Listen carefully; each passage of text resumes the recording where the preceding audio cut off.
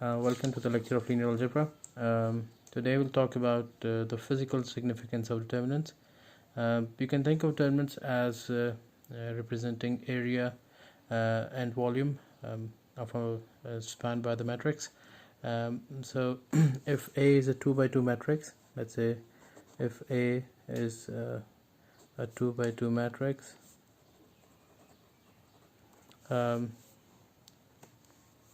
the area of a parallelogram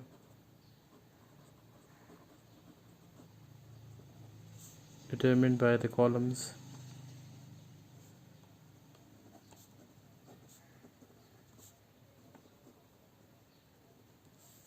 of A is determinant of A, right? Mod of determinant of A. So you have to take the magnitude of determinant of A. Similarly, if A is a 3 by 3 matrix, the volume of parallel piped of the parallel piped determined by the columns of A. A is actual determinant of A. Right. So now, say for example, if you have, let's say, A as a 2 by 2 matrix, which is, let's say, assume is, for the sake of simplicity, A 0 0 D, right? So if you have these as columns of this matrix A, you can plot them something like this. So this is X, this is Y, this point will be actually A 0, this point will be 0 comma D, right? So it's a two-dimensional vector, so you can represent this vector in two dimensions, A0 and this as 0D, right? So we know that when you add two vectors, they actually form a parallelogram, right? So in this case, you have this vector. When you add this vector here, it goes here, and this is something like this, right? Similarly, if you add with this one to this one, you have this thing over here, right? So so what you have here is a parallelogram, and we know that determinant of A here is nothing but equals to A times D, right? And since it can the area is always positive, so determinant of A, you'd have to take the mod here, right? So this is nothing but the area of the rectangle.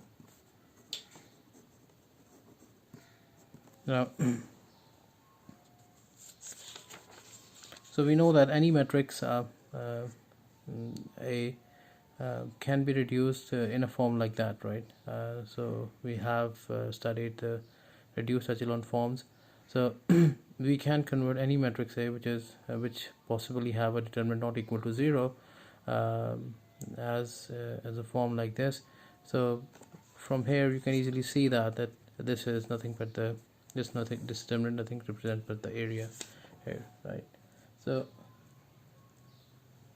now, in addition, we know that, like in the last lecture, we said that the absolute value of the determinant is unchanged when two columns are interchanged or a multiple of one column is added to another column, right? Now, and it is easy to see that such operations suffice to transform A into a diagonal matrix, right? So so remember, if you remember from the last lecture, what we did was in order to find determinants, we reduce the matrix A into a more like a diagonal form, either in a upper triangular form, and that helps us basically in calculating the determinant of the matrix. Okay, and also we last time we discussed that the column interchanges do not change determinant of the matrix, and similarly column changes will not change the parallelogram at all, right? So parallelogram here that we have just seen here, so if we change the columns here, right, nothing will change as such. It means the area spanned by these two columns will be exactly the same, right? So it means we can say that, I mean, from looking from a perspective of 2 by 2 matrix, we can say that this will easily hold for 3 by 3 matrix as well, right? So now to see why any row operations will not change any of the area of the parallelogram, right? So let's do an example and see why any transformation on A by row operation will not actually change the area spanned by those columns of those matrices. Okay, so if I say that, I'll just write the statement first and then I'll explain it graphically. Let A1, A2 be non-zero vectors. Then for any scalar C,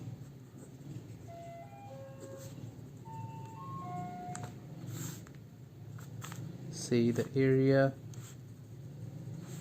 of the parallelogram determined by A1 and A2 equals the area of the parallelogram determined by A1 and A2 plus C times A1. Okay, now since what we have done here that so A1 and 2 are non-zero vectors, so if I add any multiple of either A1 or A2 into another vector, we are saying that it will not change the area of the parallelogram, and in fact we know that the properties of the determinant, that it will not change the determinant value as well, right? So now, so let's assume for the in order to show this thing that this doesn't happen, right? Let's say if there is a vector A1, let's say, so matrix is A and is A1 and A2, right? So you have this vector A, and there is some kind of line passing through that vector, which is L, right? Now there is another vector A2, right, such that, and this is A2, right? So let's this vector be A2, right? So it means I can write this line here as A2 plus L, and of course these lines will be parallel lines, right? So A1, and this is a line passing through the vector A1. So if I add another vector A2 to A1, it means this vector will be shifted to that point, and now I can think of this line as A2 plus L, which will be parallel to this line L. Okay, now similarly we know that I can, to make a parallelogram, right, so we know that A1 plus A2 will be A2 plus A1, right? So in that case, if I had the A2 first and then I add A1, so this is A2, this is A1, right? Okay, so I have this kind of parallelogram, right? Now what happens is, now I intend to do a row operation on the in a column operation on that, and what I do is I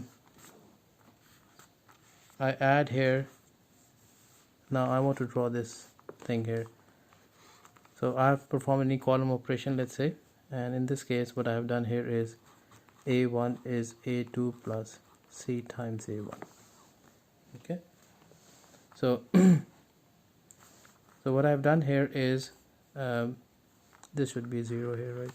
So I have done a column operation on A2. It means I have added a multiple of A1, which is C times A1, to A2, right? So in this case, let's say C can be any number. We are not bothering about the sign here, but anyways, to illustrate this, this is will be your let's say assume that C times A1. So if I add on that as this thing here, which is a2 plus c times a1, right? So what I will have here is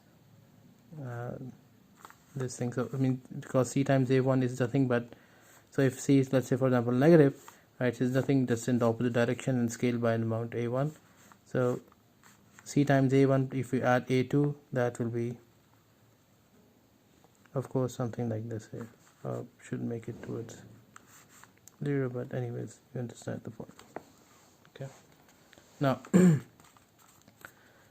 now what I have to do is, again, since I have to add this vector, so this is my a2 plus a times c1. Similarly, this will follow the other way as well, that if I have a2 first and add c times a1, so a2 here and c times a1 here, so it will again be the same point. So this is a parallelogram of this thing here, right?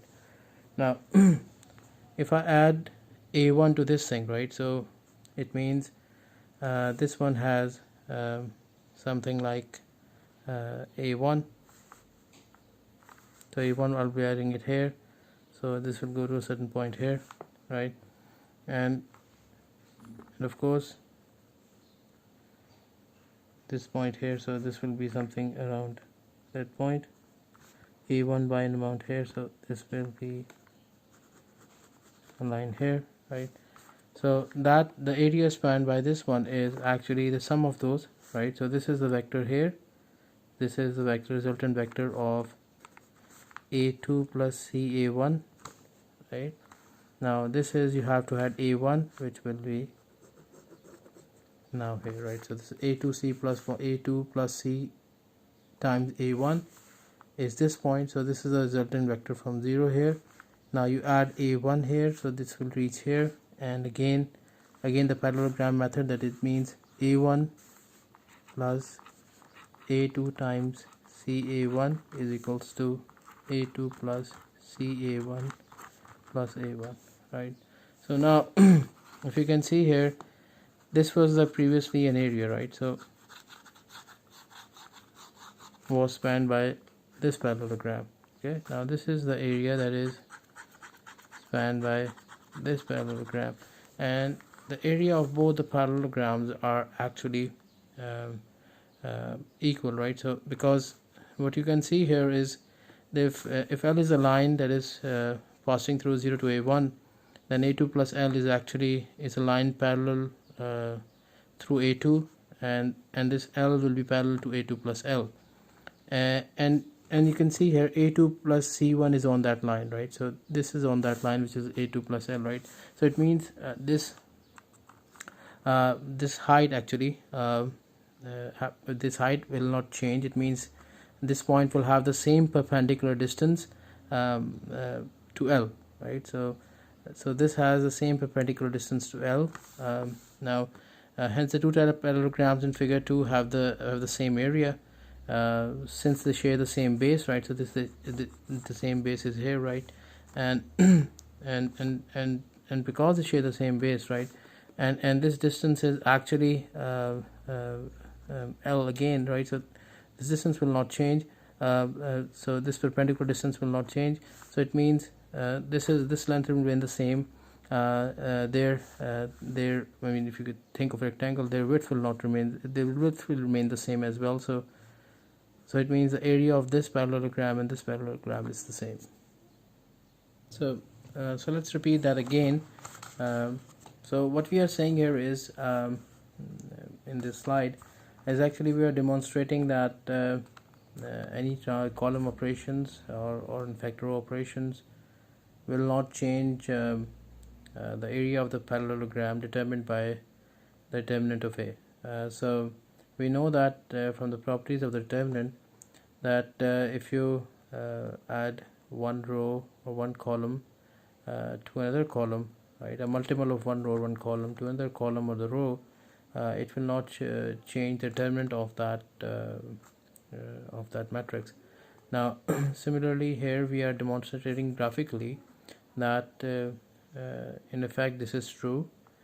So to demonstrate that, what we have taken here is a matrix A which has two vectors a1 and a2. Now this is a vector a1 and this is a vector a2, right? So now, so it means we know the parallelogram theorem for adding vectors, right? So it means a1 plus a2 is nothing but a2 plus a1. So this is a1 and this is a vector a2. So you add them up, so you have this point as the resultant vector of that, right? And again, I can add I can put a2 first and then add a1 later. So a2 plus a1, it will end up at the same point and they will have the parallelogram, right? Now since this is, so in classical thing here, so if I have determined the determinant of a, right, so that will be the parallelogram. So let's say this is the area of 1, so determinant a is the area of 1, right? Now now in the second case, right, because what we are saying that row operation, the column operation does not change any of the determinant value. So what we have done here is take another matrix A, right, in which we have done some column operation. It means I have added multiple of the first column to the second column, which is a2 plus c times a1. Now so when we added that, right, so I've taken, for the sake of simplicity, I mean you can take c positive as well, but that c is negative, right? So it means it will flip the side. So a1 is on this axis, right? So c times a1 will be on that side. So if I add a2, c times a1 to a2, you will reach at the same point as something like that. So it may not reach at the same point, but still, to show it graphically, we have done that. So c times a1 I have added to a2, so you will reach to a certain point like that here, right? Now this is the resultant vector, is that I have to draw a line from 0 to a2 plus c1. So this is my resultant vector from this calculation, right? Now what I have to do is to add a1, right? So a1 plus a2 times plus c times a1. So a2 plus c1 is this vector, and then you add another a1. So it means this also has to follow the parallelogram rule. It means if I put a2 a1 first and then a2 plus ca1, so it means this is one is a1 and then I add a2 plus c1, so they will end up at the same point. So this is now a new parallelogram. So the lines on 1 are on this side, and line 2 for the second parallelogram is this. So this is the area of 2. Okay, now if you look at this thing here, so right, so the perpendicular distance, the thing here is the base of these two parallelograms are effectively the same, right? So which is this one from here to here, right? Only thing that is issue here is this thing here, right? So this thing here, right? Now the thing here, what you can see here is this vector actually has the same distance from here to here, same perpendicular distance. So we can say that the points a2 and we can say a2, which is this point, and a2 plus c times a1 is on that same line, and because and they also have the same perpendicular distance 12, right? So this is the line L, and they have the same perpendicular distance from here to here, right? So because previously this vector and actually this is the same, right? This length and this length is effectively the same, right? So it means the area, from the resultant will also be the same. So that's why determinant, the area of 1 is equals to area of 2. Okay. Similarly, the proof for let's say in R cube, it means A is a 3 cross 3 matrix, is also quite similar. Instead, we can now think of a 3-dimensional vector now here, so which is 3-dimensional vector here. So it means if I have a vector, and it's a matrix which is nothing but you say here is A 0 0 0 B 0 0 0 C, right? So this point will be my so let's say this is X, this is Y, this is your Z here, right? So this will be A 0 0 this will be 0 B 0, and this will be 0 0 C, right? So what you can have this thing here is like that, right? So and you will have this thing here and this one, and so this is kind of the parallelepiped that will be spanned by three vectors, right? and we can see here, so in this case determinant, we know determinant of A on the mod will be nothing but A times B times C mod, right? So and we know that this is nothing but the volume of that, so this is the volume, right? Similarly, to show that that row operations on this matrix will not change anything, right? So A can be any general 3 by 3 matrix. So let's say A is any matrix which is 3 by 3 matrix and has doesn't have to be in a similar form like that, can be any form, right? So if let's say if you have this say a vector A1, right? So I'm drawing the general vector of this A is equals to A1, A2 and A3, right? Now, and this is your vector A3, right? And there's another vector which is A2, and again this is your vector A2. So this is the vector A3, and assume that this is your vector A2 here. Okay. Now, now in this thing here is the space here, which is something like so. If I want to draw this thing here, which is let me draw that first.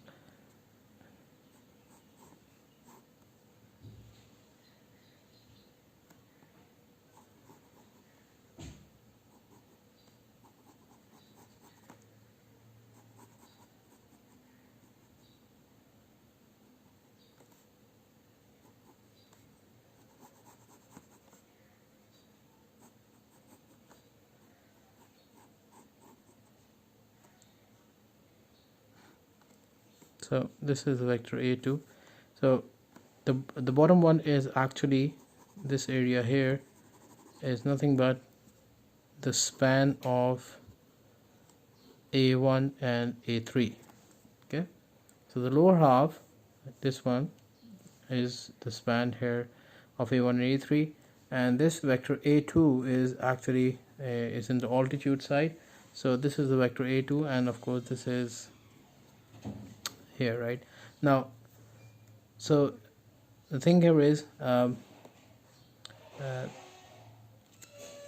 if you have this thing here, right? So this is A1, the span of A1 and A3. So anywhere you actually add this vector A2, so A2 plus span of A1 and A3 will always land in this top region, right? So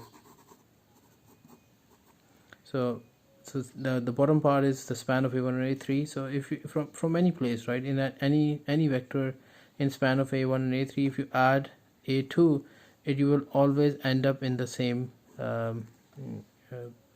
plane, the top plane of the A2, right? So it means the span of A1 A3 will be that lower part, and because it consists of a lot of vectors in A1 A3, any vector you add up with A2, it will end up in replicating this, but only shifted by an amount A2, right? So so any vector which is, we can say that any vector A2 plus C times A1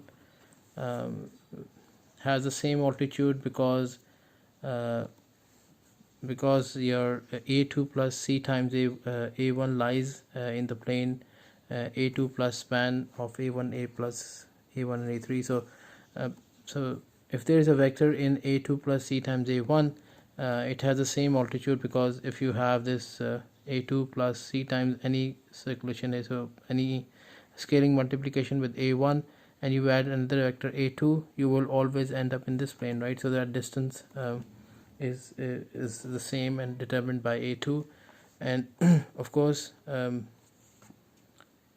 similarly, again, if another vector which is a2 plus span of a1 a3, right, and also which is parallel to this a1 and a3 span, right? So what we can say here, that any vector which is a2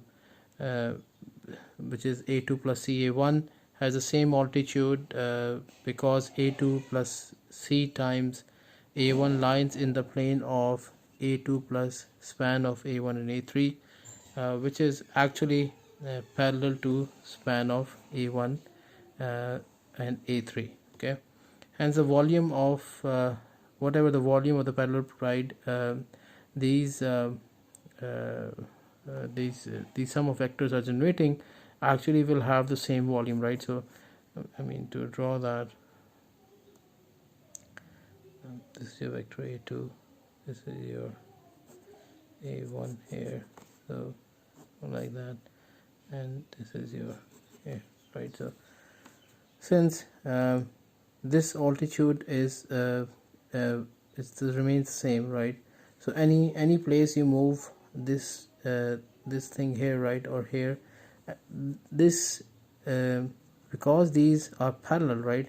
So the height will remain the same, and since the height will remain the same, the volume will actually remain the same. And column interchanges, similarly, column interchanges will not have any effect over the volume as well. So anything, let's say the matrix is a1, a2 and a3, right? If you do a1 plus a2 plus c times a1 plus a3, actually this will not change the determinant of this matrix. Now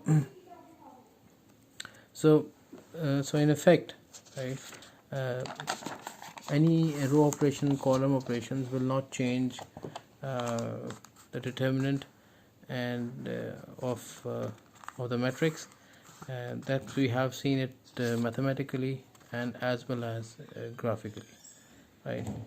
Now similarly,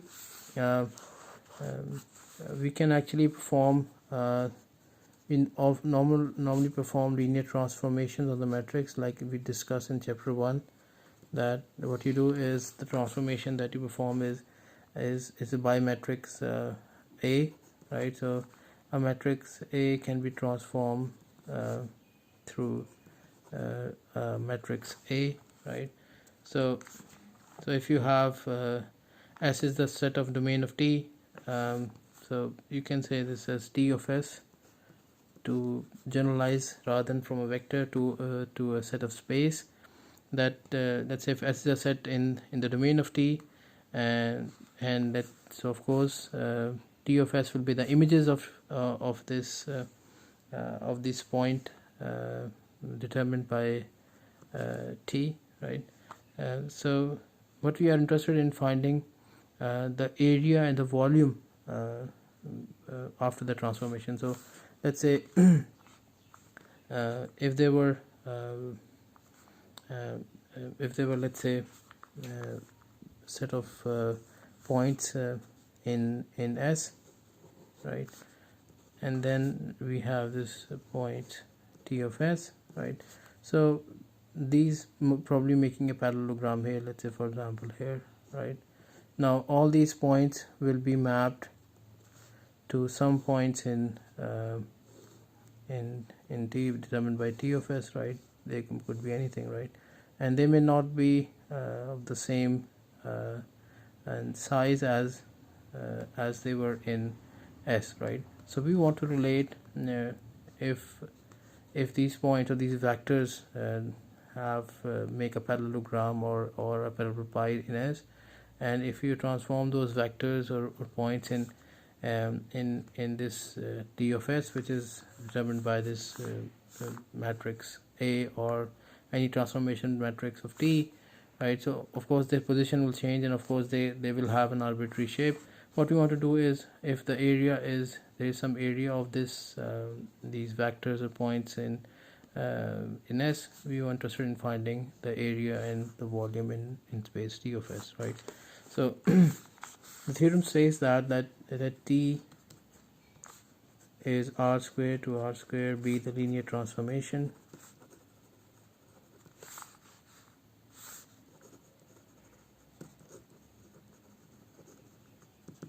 determined by 2 by 2 matrix A, and if S is a parallelogram in R square, then we can say that the area of T of S, okay, is nothing but equal to determinant of A into area of S. Okay, so so this is for 2 by 2 matrix, but if I say this is in transformation is in 3 by 3 dimension, or let's say in R3, and then if T is determined by a 3 by 3 matrix, and if S is, of course, F is the parallel pi in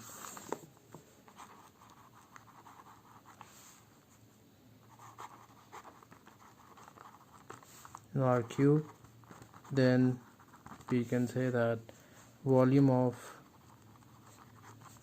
T of S is nothing but equals to determinant of A mod times volume of S. Okay, now one thing that you have to be really careful of is that we are assuming that on all these scenarios, that let's say for example in this scenario as well, right, that A2 cannot be written in the form of A1, right? So it means A1 and A2 are not dependent vectors, because if they are, it means one can be written in the form of other, right? So it means we will not have a parallelogram, we will actually simply have a line, right? So in that case it will not have any area. So that's why when we have A2 or A1 as vectors which can be written in one form or in the form of each other, right? So the determinant is 0, so it means that the area spanned by them is actually 0, which is quite intuitive in a sense when you look at the properties of determinants and this graphical illustration we have just carried out. Now we can go and look at the proof, but what I want to do is actually do an example to illustrate this linear transformation and how the areas and the volume will change in under transformation, right? So we assume that so let's say let A and B be the positive numbers, and find the area of the region E bounded by the ellipse whose equation is, we know that is x1 square divided by a square plus x2 square divided by b square equals to 1. Okay, now now we can generate an ellipse, right, from simply looking at the circle. Say this is the vector say u1 and u2, right, and this is a unit circle D, right? So this is 1, so this is your D, right? So there are two vectors that actually defining this circle, and there is an ellipse, right, which is E, and this has something to do with that, which is here A, this is here B, this is x1 and this is x2, right?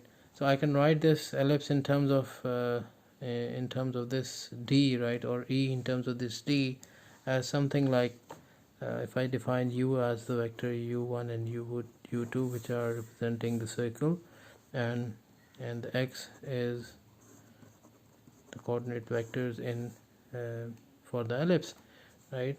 So I can transform this one simply by saying that the transformation matrix is A times 0 0 B, right? And we can say that u1 is equals to x1 by A and u2 is equals to x2 by B, right? So it means when you multiply this as x is A times u, you have this as a0 0 B and x1 by A and x2 by B, right? So we know that this becomes x1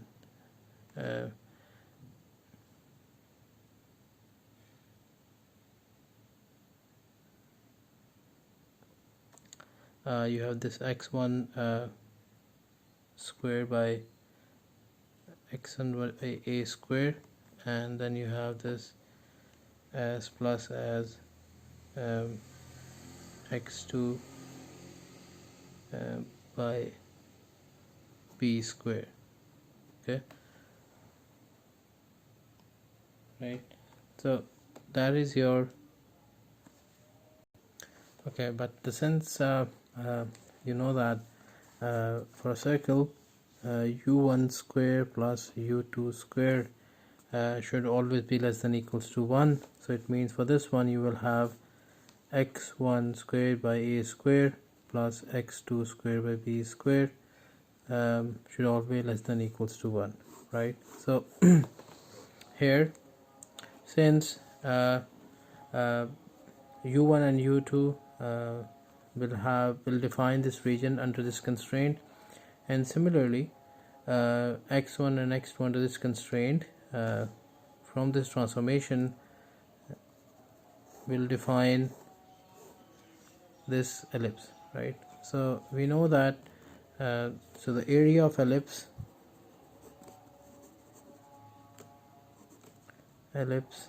is actually nothing but area of transformation of D, and we know that transformation actually occurring from A, which is A times U, right? So x is equals to A times U, so which is determinant of A times area of D. We know that the area of D is nothing but equals to pi r squared, and determinant of A we can find it out from here is nothing but equals to AB. So AB into pi into 1 square, which is nothing equals to pi times AB. So this is your area of ellipse, right? So what we have done here is we have we find the area of the ellipse by transforming it from the circle. So you can think of this as now the domain here of S, or S, the region in S, and this is the region after the transformation, which is T of S, right? So looking at the formula which we have is area of TS, determinant of A times area of S, right? So first of all, what we did was trying to find out the transformation A that actually moves this D to this E, right? So this circle to this ellipse, right? And that transformation was given by this thing here, which is A0 0 and B, right? So, and this transformation is only valid when you have u1 as x1 by A and u2 as x2 by B, right? because in this case u1 square plus u2 square should be less than 1. Similarly, x1 a square plus x2 by v square should be less than 1, right? So that is the equation of the ellipse. And so what we did here was simply this area of TD times determinant, which is nothing but determinant of A, the transformation determinant, and then determinant of the transformation matrix and its modulus, and the area of D, right? So which is pi r square, and this is the determinant of A is nothing but AB, right? And we can do another example, and let's just say let we can say let S be the parallelogram determined by the vector b1, which is 1 3, and b2 5 1, right? And let which say A is equals to 1 minus 0.1 and 0 and 2, right? So we have to do is to compute the area of the image of S under the mapping x to ax, right? So in this case let's find the determinant of this thing. Determinant of A first. Determinant of A is nothing but equals to 2, right? Now the area of the parallelogram that the area of S is actually nothing but determinant of so S is defined actually by this vectors here, so I can say S is this here as 1 3 5 1. So this is the parallelogram, right? So determinant of this matrix S will actually tells me the area of S, right? So the area of S is the determinant of S, which is nothing but equals to 1 minus 15, which is equals to 14. We know area is always positive, so this is minus 14,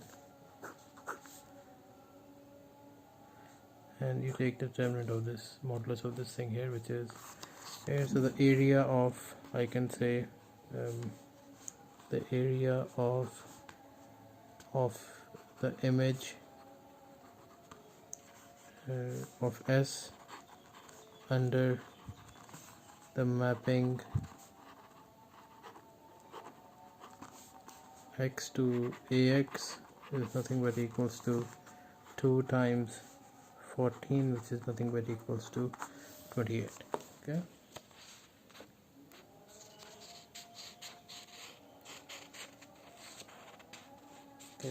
Now this actually topic marks the end of this chapter.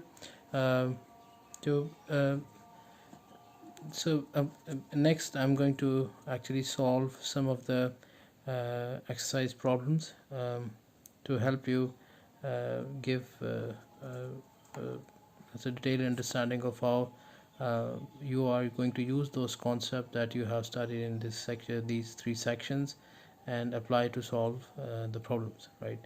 So let's say I have selected few of the problems, and so in the first case, let's say exercise problems. Let me put it here, right? So given that, let's say we have to compute the determinant of B4, okay, where B is this kind of metric, let's say 1 1 1 0 1 2 1 2 and 1, right? So we know that because the property of the determinant says that your determinant of A B is nothing but equal to determinant of A determinant of B, right? So by that logic you can actually write this as nothing but equal to determinant of B4 as determinant of B times determinant of B times determinant of B determinant of B, right? So that will be nothing but determinant of b to the power 4, and you can easily find out the determinant using you know that if you remember, the easiest way is to start with maximum number of zeros. So you can find out in this case that so let's try to solve that. So determinant of b, I can actually write that as I think equals to we start with 1 here, and again 1 2 2 1, right, and again you have this as minus 1 into 1 plus 1. I'm just writing the basic form here, plus 1 minus 1. You start here is 1 plus 2, okay, and then you have this as into 0, right, and you have this 1 2 1 1, and again the third one here is minus 1 into 1 plus 3, and you have as 1 1 1 and 2, right. So that comes out to be 1 minus 4 is minus 3, right, and again this will be 0, and this will be plus again the plus here, so 2 minus 1, that will be 1. So the determinant is minus 2. So determinant of b here is minus 2, and then determinant of b to the power 4 is nothing but equals to minus 2 to the power 5, and which is nothing but equals to minus 32. Okay, now so again we say that let the question from that it's an exercise question. So let S be the parallelogram determined by vectors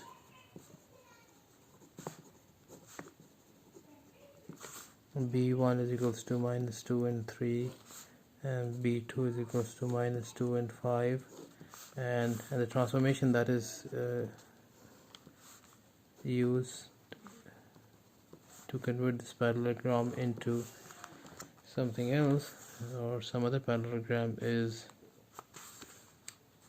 A. So what you have to do is to compute the area of the image of S under the mapping x to ax, right. So we know that simply that S is nothing but here is b1 b2 is equals to minus 2 3 minus 2 5, and which is determinant of S would be here nothing but equals to minus 10 and minus 6, and it becomes plus, that becomes minus 4. You have to take the mod here, so that is 4. Again similarly, determinant of the matrix A, transformation matrix A, is nothing but equals to 12 minus 9, and that will be 3, right. So take them all anyways, right. So this is 3, and the area of the image of S under the transformation is nothing but the magnitude multiplied, which is nothing but equals to, sorry, this is 12, yes, okay, so that would be 3 into 4, that would be 12. Okay,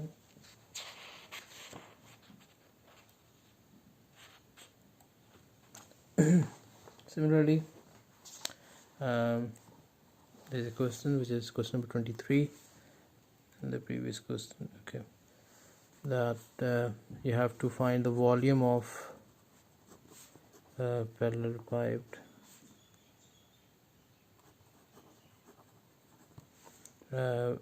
with one vertex at the origin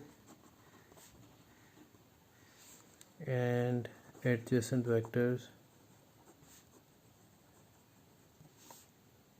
as at 1 0 minus 3 1 2 4 and 5 1 0. Okay, now so what you simply have to do is to find out the determinant of this thing. So what you do is so let's arrange that in the matrix form first. So 1 0 minus 3 1 2 and 4 and 5 1 0, right? So what you have to do is simply take the determinant of this thing here to find its volume, and you can do it from here as well. So determinant of A in this case is nothing but equals to minus 1 1 plus 1, so into 1 2 1 4 0, and then you have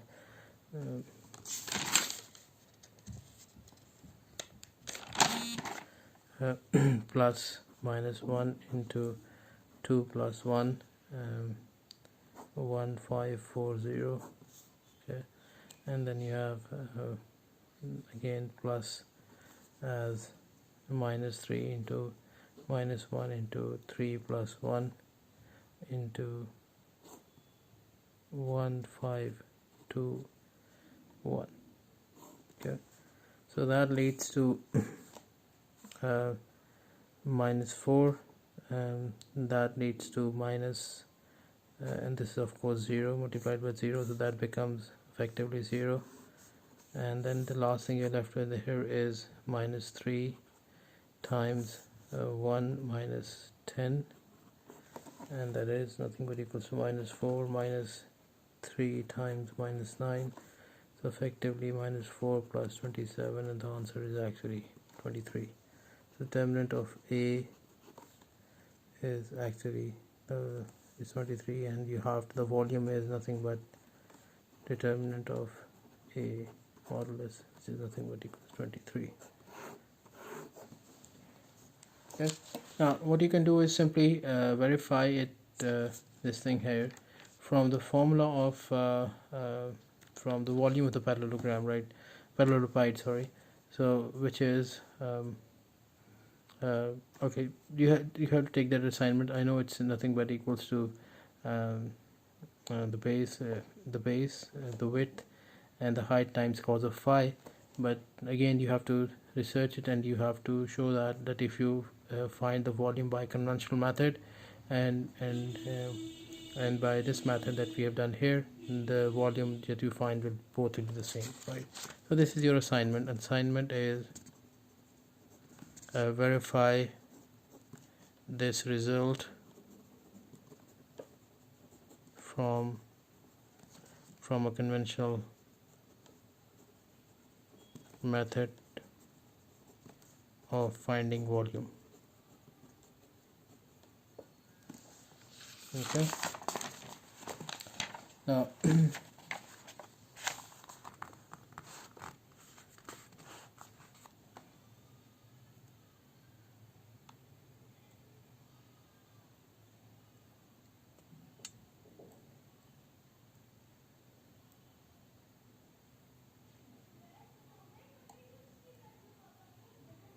okay, similarly let's say there are two matrices T which are 1 1 A B and C, A square B square C square, and there is another matrix V of T which is now as a function of time, or T variable is 1 T T square T cube 1 x1 square x1 cube 1 x2 square x2 cube 1 x3 cube x3 square, sorry, and x3 cube. Now these are actually called Vandermonde matrix. Wander VNDR Vandermonde matrices. Okay, what you have to show that using row operations, that the first part is that you use row operations to show that determinant of t is equals nothing but equals to b minus a into c minus a into c minus b, right? So let's do that first part, right? So what you can do here is again start with this t, and when start this t, right, so I can do the first row operation as nothing but equals to I can do the determinant as well, right? So I take the first row and subtract it from the second row, so I left with here is 1a square, 0 here, of course, got b minus a here, right, and you got here as b square minus a square, and again you have, and again I can do that for the third row as well, so answer is 0 again, and this is c minus a, and you have this as c square minus a square, right? And again what I can do is simply open that up, and when I open that up, it actually comes out to be equals to b, what you have here is 1, and again minus 1 into minus 1, 1 plus 1, and you have this as b minus a as into b square minus a square, and c minus a into c square minus a square, right? Now what I can take here as out here is nothing but equals to,